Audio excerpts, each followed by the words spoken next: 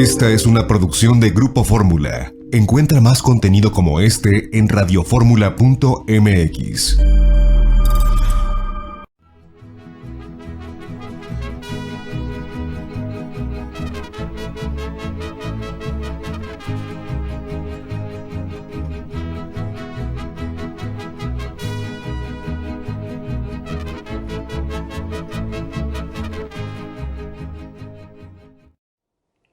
Amigas y amigos, muy buenas tardes tengan todos ustedes. Los saluda con el afecto de siempre José Manuel Villalpando, aquí en una emisión más de este subprograma, La Historia que Quiero Vivir, que estamos transmitiendo,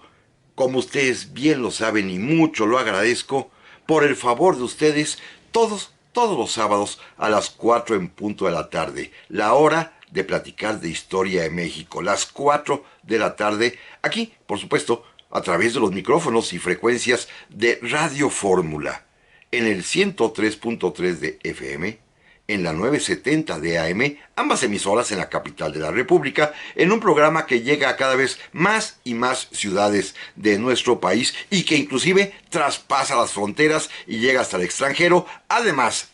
de que, como ustedes bien lo saben, se puede sintonizar esta emisión a través de internet en la página www.radioformula.com.mx, que es muy fácil de localizar y sintonizar. Gracias, amigas y amigos, de veras, gracias por su presencia, por su valiosa compañía, y les reitero que están a su disposición las vías electrónicas que permiten comunicarnos, ya sea a mi correo villalpandohistoriador@gmail.com o a mi página de Facebook Villalpando y la Historia. Y amigas y amigos, vamos a comenzar. Y es que este año de 2023 comenzó trepidante, con noticias abundantísimas, con verdaderos sofocones a veces, con sustos, con tragedia inclusive, pero sobre todo con mucha actividad, intensa actividad en materia también política, y como lo habíamos anunciado en el programa de la semana anterior, cada vez que algún acontecimiento contemporáneo, cada vez que algún suceso invite a la reflexión histórica, pues por supuesto tenemos que acudir a nuestro pasado para tratar de explicar y entender lo que está sucediendo al día de hoy. Y eso vamos a hacer en este programa, platicar un poco acerca de la historia, de quiénes han sido los personajes que han ocupado la presidencia de la Suprema Corte de Justicia de la Nación, que no es un tema menor. Es más, hoy en día es un tema importantísimo y no lo fue así en nuestro pasado, en donde a este poder de la Federación, al Poder Judicial, literalmente se le despreciaba, se le hacía a un lado, se le ignoraba, no tenía ninguna relevancia, pero sin embargo, en estos momentos, y ya desde hace bastantes años, el Poder Judicial, que encabeza la Suprema Corte de Justicia de la Nación, ha alcanzado relevancia porque además ejerce ya funciones constitucionales de primera magnitud, vitales al día de hoy. Simple y sencillamente la que podría yo sintetizar en una sola frase.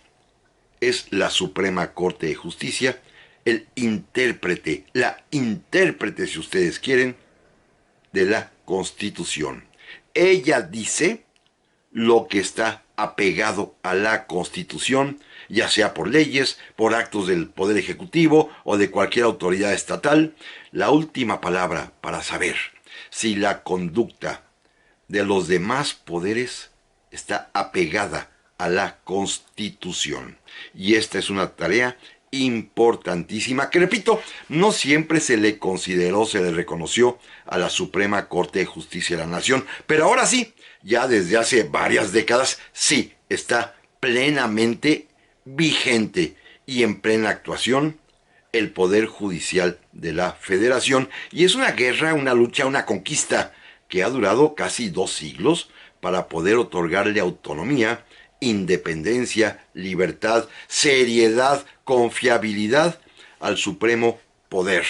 Judicial de la Federación. Así tal cual. Porque miren, además de que fue motivo de noticia, de escándalo, la designación,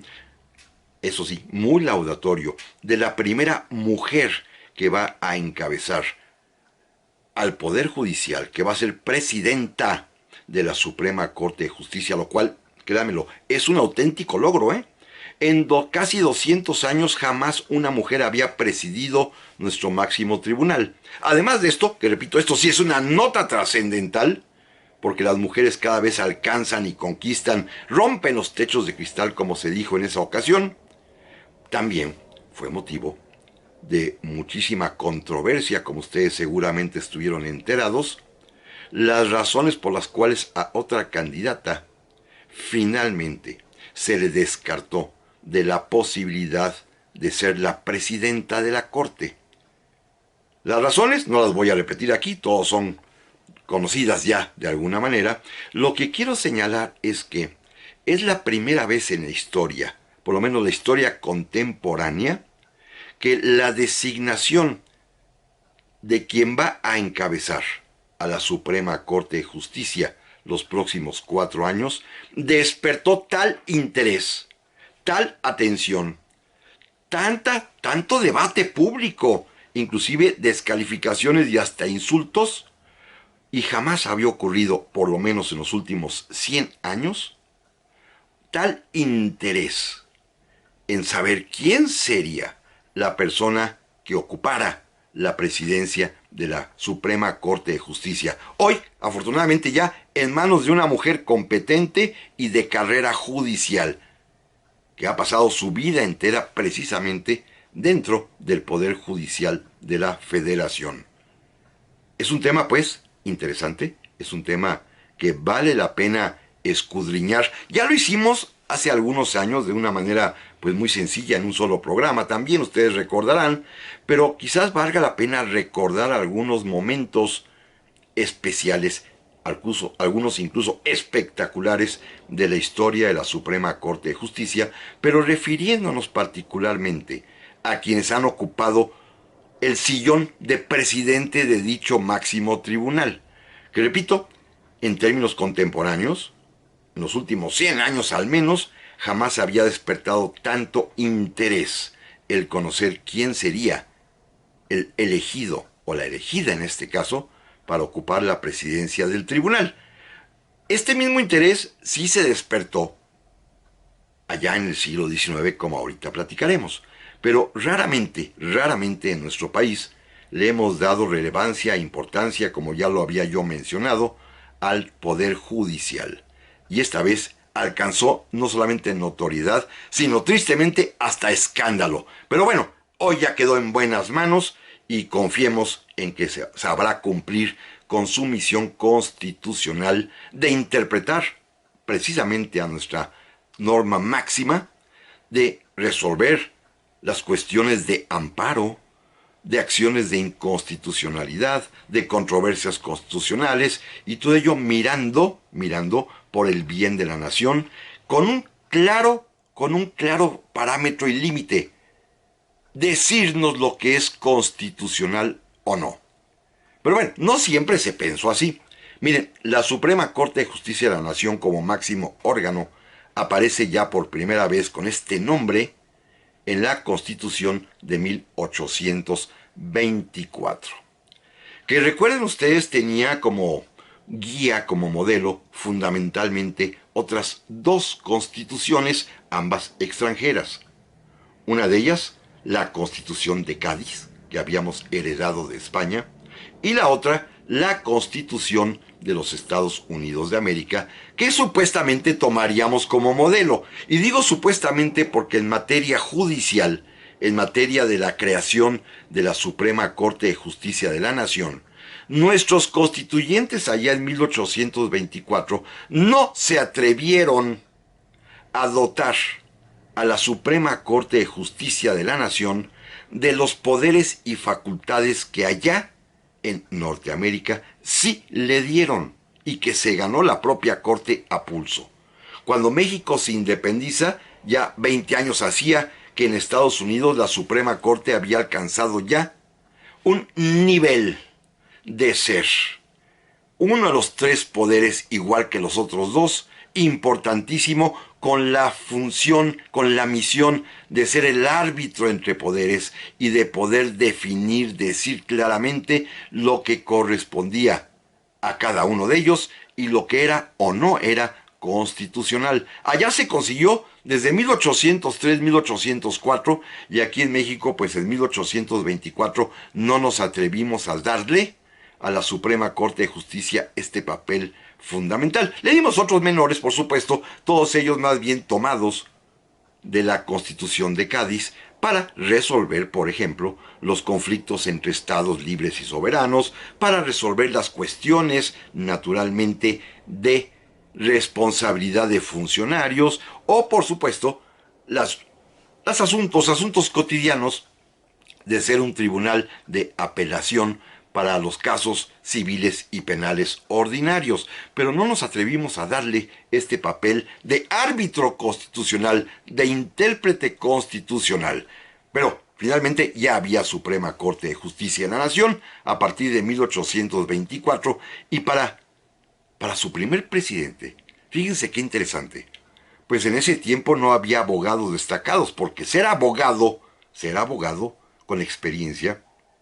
ha sido siempre un requisito fundamental para poder alcanzar la presidencia de la Corte. Y no había muchos abogados que fueran afines partidarios de la independencia, pero afortunadamente encontraron a uno que ya había figurado en la historia. Bueno, había figurado como marido de una prócer insurgente. Me refiero a don Miguel Domínguez, el esposo de doña Josefa, la corregidora. Pero de esto hablaremos en un momento más. Ya estamos aquí, amigas y amigos, para el segundo bloque del programa de esta semana, en el cual estamos platicando acerca de quiénes han sido los personajes de la vida pública.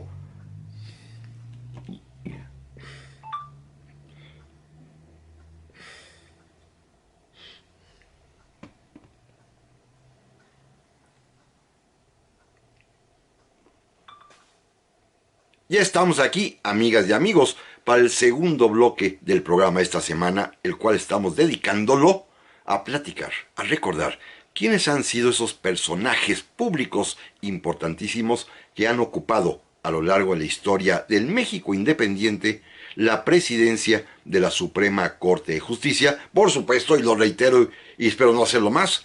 porque en estos días pasados, la primera semana del año, el primer día hábil de 2023, se convirtió la Suprema Corte en un foco de atención nacional por los debates suscitados acerca de quién la presidiría y que finalmente, más allá de los escándalos, más allá de las controversias, quedó una mujer, la primera mujer presidenta de la Suprema Corte de Justicia en buena hora. Pero la historia pues es compleja y no siempre se pudo, en primer lugar, elegir con libertad a quien deba ser el presidente o presidenta, esta vez ya, de la Corte. Tampoco la Corte tenía facultades como las tiene hoy y tampoco motivaba el interés que hoy despertó esta elección. Nos referíamos ya al final del bloque anterior a la primera vez que se designó a un presidente de la Suprema Corte de Justicia, para lo cual hacía falta un abogado prestigiado y pues se encontró afortunadamente a don Miguel Domínguez, el esposo de doña Josefa Ortiz de Domínguez, la famosa corregidora de Querétaro. Él era el corregidor antiguo de Querétaro, un abogado prestigiado, un abogado dedicado, y él tuvo este honor de ser el primero en presidir la Suprema Corte de Justicia de la Nación, don Miguel Domínguez. Miren, este tiempo, entre 1824 y hasta 1857, la Suprema Corte de Justicia de la Nación no tenía un papel muy relevante que digamos. Únicamente, decía yo en el bloque anterior,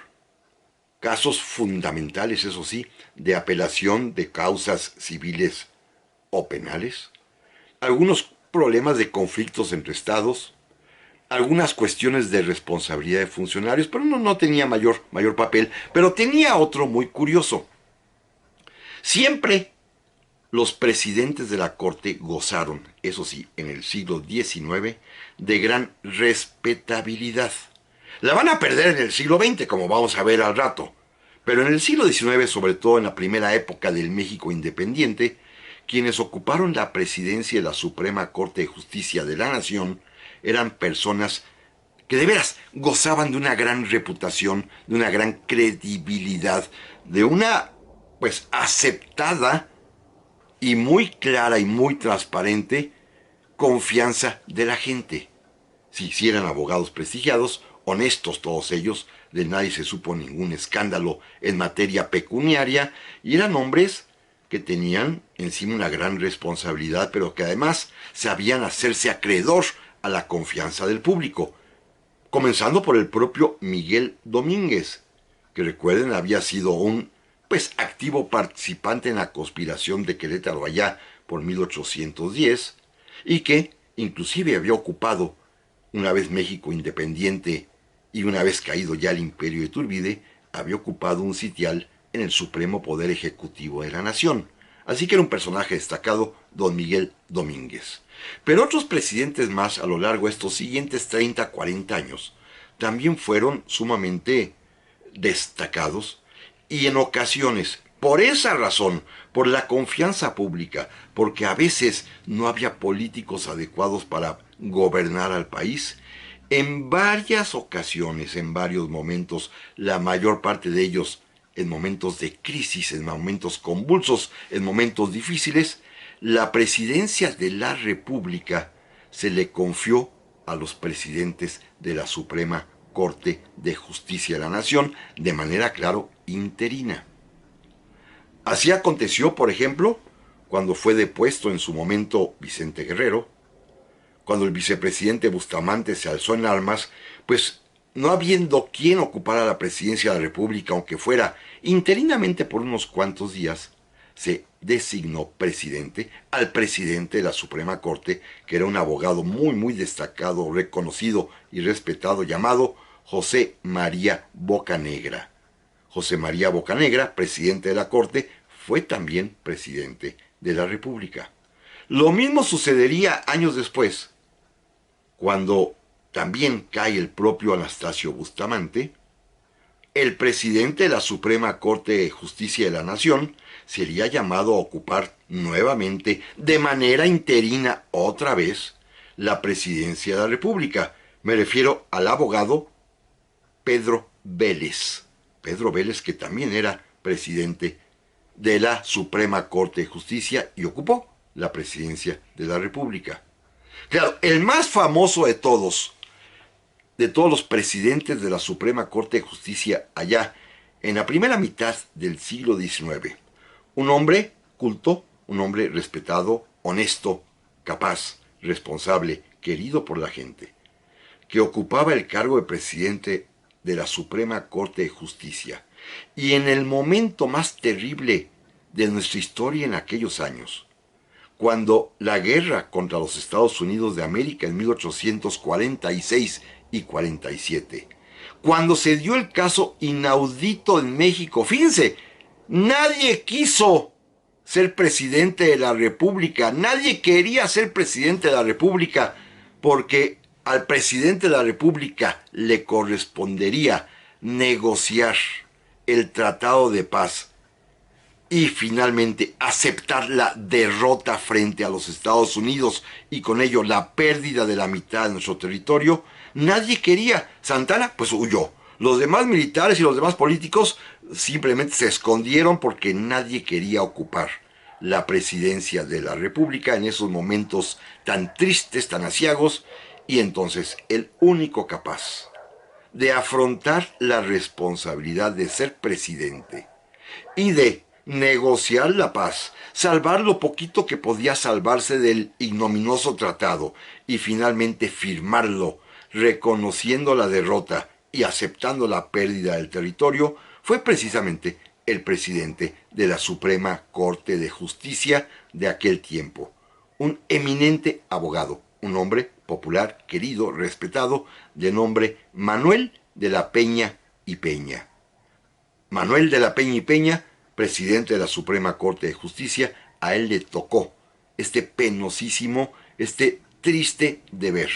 de negociar y aceptar la derrota con los Estados Unidos de América. Manuel de la Peña y Peña, un jurista destacado, un abogado prestigiado, que finalmente, repito, haciendo honor a su responsabilidad, aceptó este penosísimo papel de ser quien firmara la derrota de México. Otro caso similar, también de un abogado de primera categoría, de mucha calidad moral, conocido jurista, estudioso, que también llegaría a ser presidente de la Suprema Corte de Justicia, esta vez ya en las postrimerías de la época santanista. Me refiero a Juan Bautista Ceballos. También le correspondió ser presidente de la República ante la huida pues de todos los funcionarios y que nadie quería aceptar el regreso de Santana, y finalmente pues como el país no podía quedarse sin gobierno, Juan Bautista Ceballos aceptará la presidencia interina. Después ya regresará a su último periodo Santana, se va a malquistar con Antonio López de Santana, tendrá que salir al exilio, pero con dignidad prefirió exiliarse y renunciar que someterse a los caprichos tiránicos, como lo platicamos ya hace algunos meses aquí en este programa, del último gobierno de Antonio López de Santana, que se dedicó con puros actos inconstitucionales a gobernar de una manera despótica. El presidente de la Corte no podía soportar eso, y ante pues la inútil resistencia que la Corte podía oponer porque no le hacían caso, en lugar de someterse, Juan Bautista Ceballos prefirió renunciar, irse al exilio y murió en la ciudad de París, en Francia, sin haber podido volver jamás a su patria. Pero eso sí, demostrando integridad, demostrando que era un hombre responsable, honesto y sobre todo comprometido con el ideal de que el presidente de la Corte tiene como misión última interpretar la Constitución y no doblegarse ante el poder de nadie, menos de un ejecutivo tiránico. Esto ocurrió pues durante la primera época de nuestra Suprema Corte de Justicia, entre el año de 1824 y entre el año de 1857, cuando cambia radicalmente el papel del presidente de la Corte. Miren, con el triunfo de la Revolución Liberal de Ayutla, con la convocatoria al Congreso Constituyente en 1857, el Partido Liberal pensó, y con razón, dado los óptimos resultados que habían dado estos antiguos presidentes de la Corte que ya enumeramos y platicamos un poco de ellos, que en caso de que el presidente de la República faltara, la suplencia interina o definitiva, según el caso, la suplencia del presidente de la República debería recaer en una persona íntegra, honesta, el presidente de la Suprema Corte de Justicia. Claro, cometieron un error. No le impusieron la calidad de ser abogado y permitieron que el presidente de la Corte fuera electo popularmente en las elecciones. Pero antes de irnos al bloque comercial, y como siempre lo hacemos, miren, esta historia de quienes han sido los presidentes de la Suprema Corte de Justicia y además de muchos de los ministros que han integrado este tribunal, particularmente en el siglo XIX, digámoslo así, en sus primeros 100 años de existencia, ha sido relatada, y de manera creo yo muy bien, por los libros que ha publicado la propia Suprema Corte de Justicia de la Nación, como este que tengo aquí en mis manos, que se refiere a quienes han sido los ministros y presidentes entre, pues, el año 1815, con el primer tribunal constitucional que había ideado José María Morelos a través de la Constitución de Apatzingán, y hasta vísperas del Constituyente del 17. Un siglo de ministros de la Corte, en donde están, por supuesto, los que ya mencionamos en este programa, como Miguel Domínguez, como José María Bocanegra, como Pedro Vélez, como Manuel de la Peña y Peña, como Juan Bautista Morales. Hay mucha información sobre ellos. Estos personajes que son importantes, que estuvieron al frente de la justicia mexicana en ese primer siglo de existencia del Poder Judicial de la Federación, los pueden ustedes encontrar muy fácilmente en los libros, repito, editados por la Suprema Corte de Justicia, o bien hasta en internet ya hay una página dedicada exclusivamente a dar a conocer las biografías de estos importantes personajes, los presidentes de la Corte. Pero amigas y amigos, no se vayan, volvemos en un momento más. Ya estamos aquí, amigas y amigos, para el tercer bloque de este programa dedicado a que recordemos quiénes han sido los presidentes de la Suprema Corte de Justicia de la Nación, y estamos en este momento platicando acerca de lo que sucedió a partir de la Constitución de 1857, cuando los liberales pensaron, y en ese momento con razón, de que los presidentes de la Suprema Corte eran los idóneos para suplir al presidente de la República en sus ausencias, pero cometieron un error. Cometieron el terrible error, primero, de no exigirles el título de abogado, y segundo, de someter su designación a elección popular. Que el pueblo elija a sus jueces. Estos son los excesos a veces del asambleísmo populista, que lleva a extremos de que llegaron a la corte personajes que estaban más interesados en saber cuándo suplirían al presidente de la República que en impartir justicia. Salvo una que otra excepción notable, los demás fueron únicamente por aspiración política. Claro, hubo abogados, por supuesto. Miren, el primer presidente electo por el pueblo de la Suprema Corte de Justicia de la Nación en el año de 1857 a finales fue nada más ni nada menos que don Benito Juárez. Sí, Benito Juárez fue el primer presidente de la Suprema Corte de Justicia de la Nación, conforme al mandato de la Constitución de 1857, que pues, permitía que fuera electo por el pueblo, y en posición, por supuesto, de suplir en caso necesario al presidente de la República. Y don Benito fue presidente, claro, hoy inclusive su propio retrato está en la sala de plenos de la Suprema Corte de Justicia de la Nación. Ahí está la efigie de don Benito, el cuadro de don Benito, pero sin embargo se les olvida a todo mundo que don Benito únicamente fue presidente de la Corte durante 2 horas. 2 horas, porque inmediatamente de tomar posesión pidió licencia para incorporarse al gabinete del presidente Ignacio Comonfort y convertirse en ministro o secretario de Gobernación. 2 horas estuvo nada más don Benito. Claro, seguía siendo, de manera innata, por el efecto del voto popular, presidente de la Corte, aunque no ejercía como tal. Y claro, todos sabemos que a partir del día 15 de diciembre de 1857, como lo hemos platicado aquí, cuando el presidente Comonfort da un golpe de Estado contra sí mismo y contra la Constitución, le pidió a su amigo Benito Juárez, ministro de Gobernación y presidente de la Corte en licencia, que lo acompañara en esta aventura golpista, a lo cual don Benito se opuso, y por efecto de ser él, aunque estuviese de licencia, ser él el presidente de la Corte, asumió la presidencia de la República, fue puesto preso, logró escaparse y finalmente encabezaría la legalidad republicana durante la llamada Guerra de Reforma. Don Benito pues llegó a la presidencia de la República por primera vez allá por ahí del 15-16 de diciembre de 1857, gracias a que la Constitución preveía que en caso de ausencia del presidente de la República, en este caso Ignacio Comonfort, que se dio un golpe de Estado,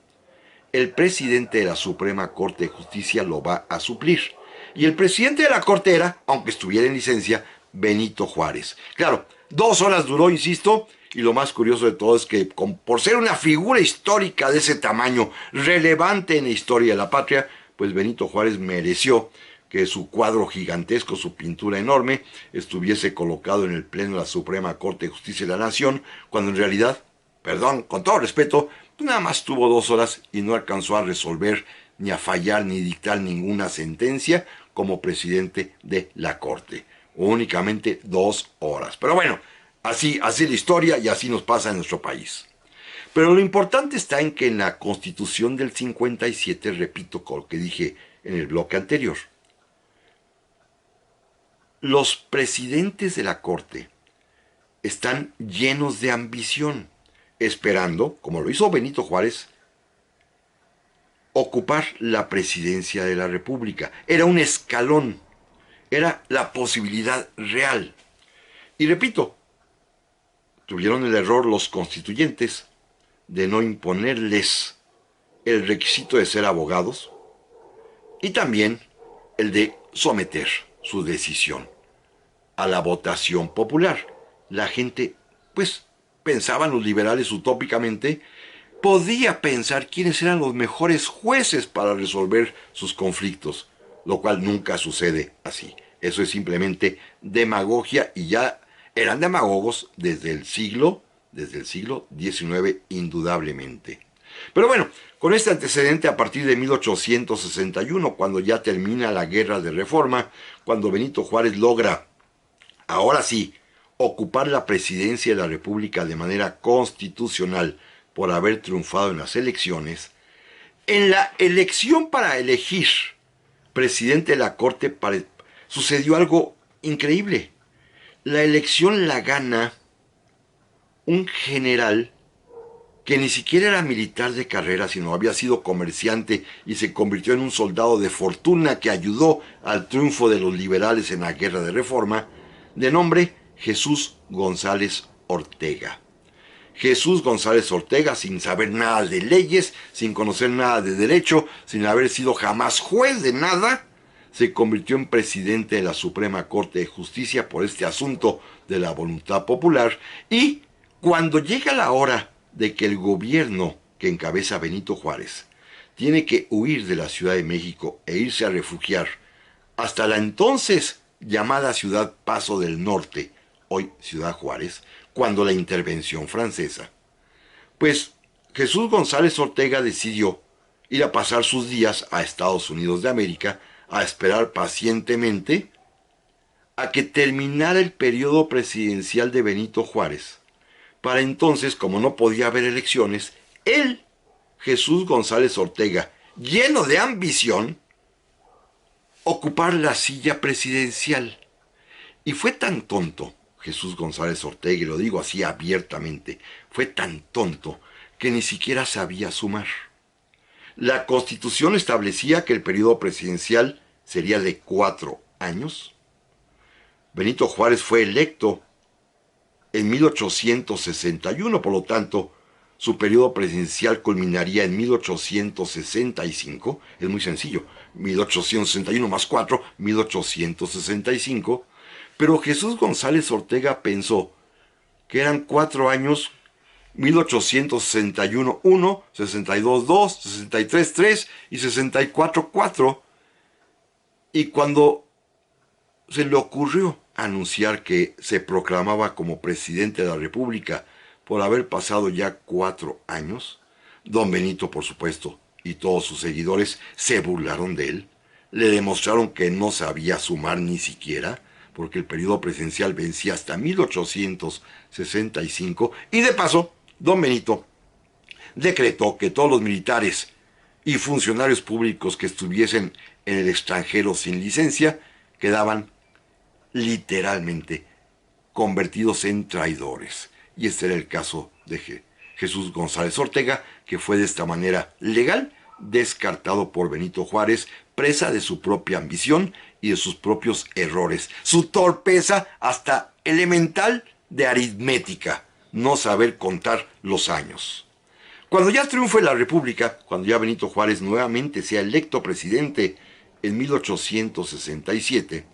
la Suprema Corte de Justicia de la Nación la va a ocupar uno de sus amigos y colaboradores más cercanos, que lo acompañó inclusive en los días del itinerario peregrinaje por el norte del país mientras se combatía la intervención francesa, ya Maximiliano. Me refiero a este personaje importantísimo de nuestra historia, Sebastián Lerdo de Tejada, abogado el sí, y que pudo trabajar varios años en la Suprema Corte de Justicia de la Nación como su presidente, quizás sin mayor ambición. En 1871 volvió a reelegirse el presidente Juárez. Lerdo volvió a ser electo presidente de la Suprema Corte de Justicia de la Nación, Y entonces ocurrió la muerte de don Benito, allá en julio de 1872, hace ya casi 151 años. En ese momento, al morir Juárez, como lo mandataba la Constitución del 57, ante la ausencia, en este caso definitiva, del presidente de la República, el presidente de la Suprema Corte de Justicia de la Nación, en este caso Sebastián Lerdo de Tejada, ocupó la presidencia de la República, sin ambicionarla, sin dar golpes de Estado, sin hacer errores de cuentas como el caso de González Ortega. Sebastián Lerdo de Tejada se va a convertir en presidente por ser presidente de la Suprema Corte y luego ya podrá reelegirse y quedarse en la silla presidencial. Cuando Lerdo se reelige a partir de 1873 como presidente de la República, el pueblo nuevamente en las elecciones eligió como presidente de la Suprema Corte de Justicia a otro de los hombres que habían rodeado a Juárez y que lo habían acompañado en este peregrinaje hasta Ciudad Juárez. Me refiero a José María Iglesias, que fue designado, nombrado, electo popularmente presidente de la Suprema Corte de Justicia. José María Iglesias, un gran abogado, un gran político, pero a quien le falló el cálculo final para poder hacerse de la presidencia de la República. Pero esto platicaremos, amigas y amigos, en un momento más. Ya estamos aquí, amigas y amigos, para el cuarto y último bloque del programa de esta semana, que hemos dedicado como primera parte además también, porque ya vi que el tema es extenso y lo tendremos que concluir hasta la semana próxima, si Dios lo permite, con la historia, el relato simple y breve de quiénes han sido los más importantes y destacados presidentes de la Suprema Corte de Justicia de la Nación, tema que, repito, y por última vez lo digo, que fue relevante, importantísimo, que atrajo la atención pública el primer día hábil de este año de 2023 y que resultó afortunadamente bien resuelto y sobre todo con la designación de la primera mujer como presidenta de nuestro máximo tribunal, lo cual es un auténtico logro y una conquista para el género femenino, porque ya no hay ningún puesto público, ninguno en realidad, que pueda ser ignorar a las mujeres para ocuparlo. Falta la presidencia de la República, quién sabe si en un futuro se podrá o no, pero al menos un puesto técnico de altísima confianza y credibilidad y de también pues muchísima necesidad de compromiso con el deber para impartir justicia, que es el de presidente de la Suprema Corte de Justicia, hoy ya fue nombrada una mujer digna, una mujer con trayectoria judicial. Pero bueno, vamos a la historia rápidamente para tratar de agotar el primer ciclo de vida de la Suprema Corte de Justicia de la Nación, y ya nos quedábamos en el caso de José María Iglesias, quien será electo presidente de la Suprema Corte de Justicia cuando Sebastián Lerdo de Tejada sea ya presidente de la República.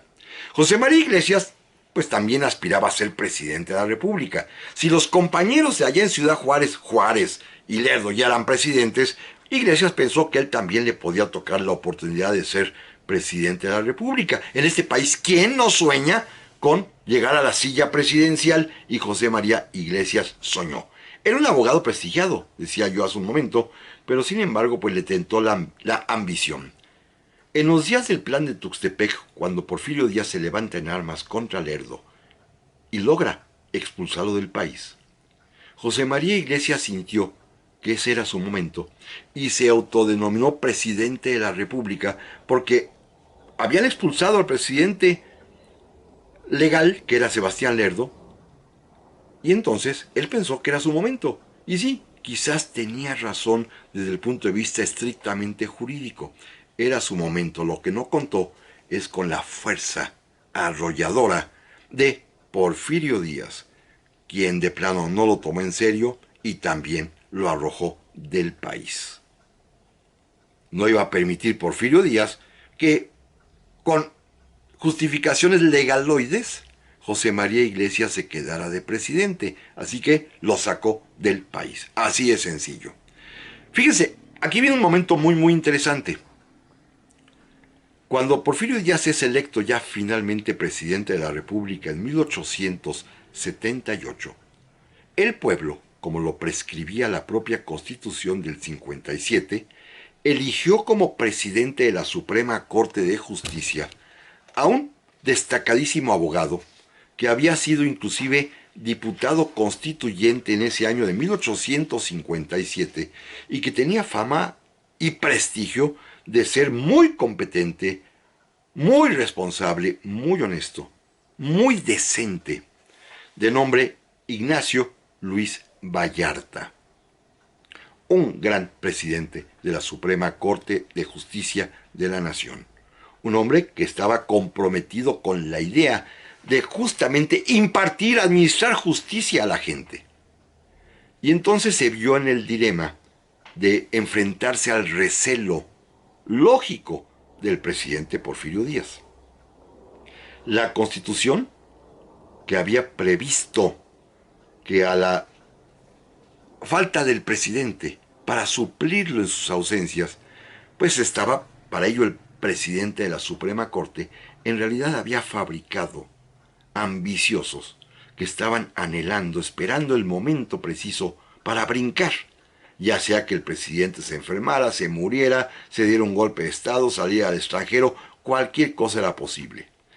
Y Vallarta se dio cuenta de esto, y él fue a negociar, a platicar con Porfirio Díaz, el presidente de la República. Llegaron a un acuerdo importantísimo. La Suprema Corte de Justicia de la Nación dejaría de ser un ente político. Pidió Vallarta que hubiese una reforma constitucional para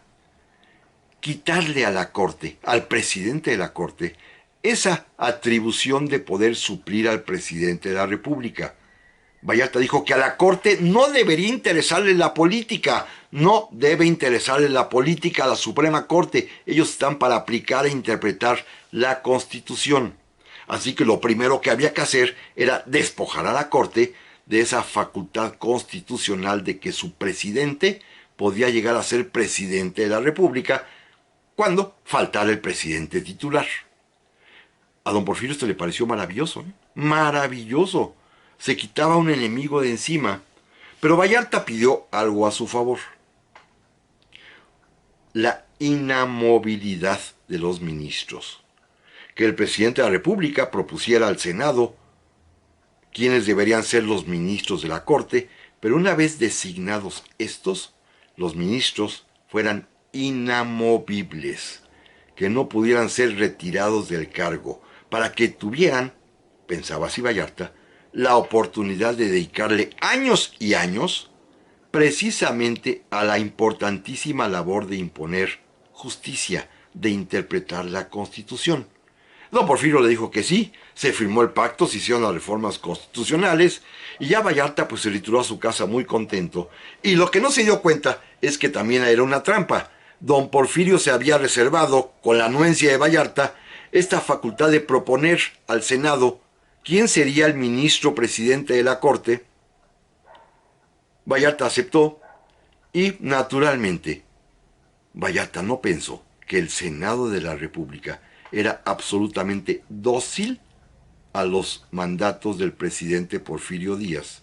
Y el Senado de la República siempre designó presidente de la Corte a quien don Porfirio le pidió, a quien quiso don Porfirio, así de sencillo. Y entonces, durante 30 años, desfilaron por la Suprema Corte de Justicia de la Nación un sinfín de personajes, porque nada más duraban 1 o 2 años como presidentes,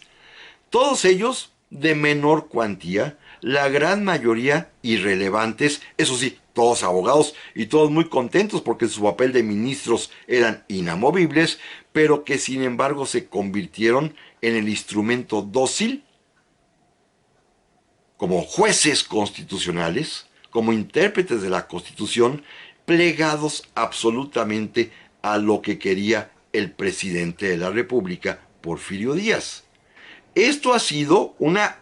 especie de constante en la historia de México. Los presidentes de la República durante mucho tiempo gustaron de ese poder inmenso que da el tener controlados a los ministros de la Suprema Corte de Justicia de la Nación. El primero que lo pudo hacer así, a placer, a sabor, poniendo a quien él quería, y estos, a su vez, respondiéndole a la voz de su amo, resolviendo, dictando sentencias siempre favorables al gobierno, siempre favorables a lo que quería don Porfirio, fueron precisamente los ministros de la Suprema Corte de Justicia, que se convertiría así de una corte en una cortesana. Don Porfirio controlaba la Suprema Corte de Justicia porque él era quien proponía al Senado la designación de sus ministros y presidentes, y el Senado acataba, obediente, todo lo que le ordenaba don Porfirio. Así que después de Vallarta, la Corte va a entrar en un bache espantoso, con uno que otro presidente digno por su capacidad como abogado, por sus escritos, por sus estudios, pero nunca por su papel como presidente del máximo tribunal. Jamás tuvieron una decisión valiente, jamás tuvieron una sentencia que contradijera al gobierno, jamás se les ocurrió pensar que podían ir en contra de la voluntad de don Porfirio. Algunos de estos presidentes de la Corte, que son más o menos famosos en el ámbito jurídico, son Félix Romero, por ejemplo, o Manuel María Zamacona, otro que había sido un liberal destacado, o Silvestre Moreno Cora, que era un abogado muy famoso, o otro grande también, un abogado muy prestigiado de aquel tiempo, don Demetrio Sodi, pero todos ellos cooptados por don Porfirio, todos ellos manejados por don Porfirio, que los tenía absolutamente controlados, y a su vez la Suprema Corte de Justicia, repito, convertida en una triste cortesana,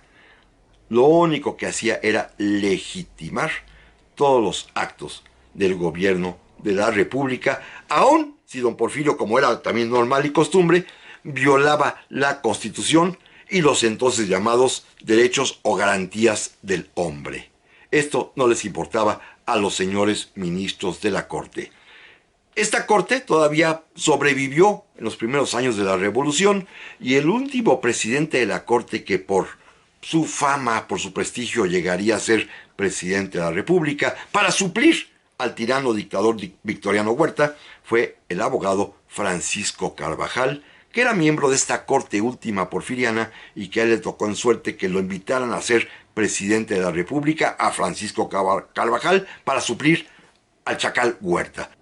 Pero antes de terminar el programa, y como siempre, déjenme recomendarles un gran libro que permite conocer de una manera sencilla, simple y breve inclusive, la historia de la Suprema Corte de Justicia de la Nación, sobre todo una historia que debemos conocer hoy por la relevancia que este máximo tribunal ha cobrado, que ya tiene, gracias, además, como lo platicaremos primero de la próxima semana, a las reformas que emprendiera en su momento el presidente Ernesto Zedillo para otorgarle plena autonomía y libertad a la Suprema Corte. Está este libro que editó el Colegio de México, La historia mínima de la Suprema Corte de Justicia de la Nación, que escribiera un gran historiador del derecho, Pablo Mijangos y González. Repito, el Colegio de México lo publicó, la Suprema Corte de Justicia de la Nación, en su serie Historias Mínimas, y vale mucho la pena. Es una gran lectura para conocer la historia y las decisiones más fundamentales que a lo largo de su historia, valga la redundancia, ha tenido la Suprema Corte de Justicia de la Nación, uno de los tres poderes, y que hoy en día es de absoluta trascendencia e importancia, y que por primera vez en su historia, otra vez repetir la palabra historia, es presidido ya por una mujer. Amigas y amigos, muchas gracias por su valiosa atención, y primero Dios, aquí nos vemos y nos escuchamos la próxima semana.